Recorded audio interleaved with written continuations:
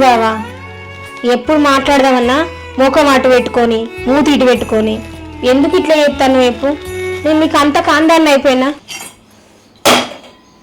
బావా, విడాకుల విషయంలో మీది అదే నిర్ణయమా? చెప్పు. అదే రమ్య, మీ అమ్మ నాన్న ఇంకొక బిడ్డను గంట అని ముందే చెప్పేది ఉంటే నేను పెళ్లి చేసుకుంటానో చేసుకోబెట్టానో ఆలోచించటండి. నీ వాళ్ళు నన్ను మోసం చేసిండు, అందుకే నీకు విడాకులు ఇస్తాను నేను.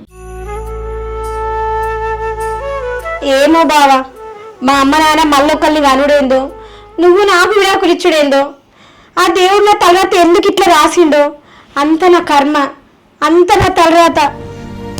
అది కాదు రమ్య, దానికోసం ఆలోచించే సమయం అయిపోయింది.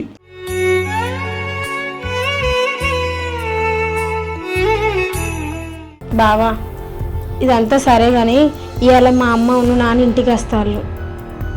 వాళ్ళ ముంగట నువ్వు ఇట్లనే బిహేవ్ చేయకు, పిచ్చి పిచ్చిగా మాట్లాడకు ప్లీజ్. ఇది దండం పెడతా.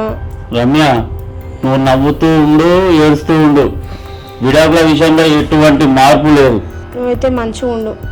ఇదంతా నా కర్మ, ఈ తర్వాత ఎట్లా జరుగుతుంది అట్లా జరుగుతుంది. సరేనా? సరే అను. సరే.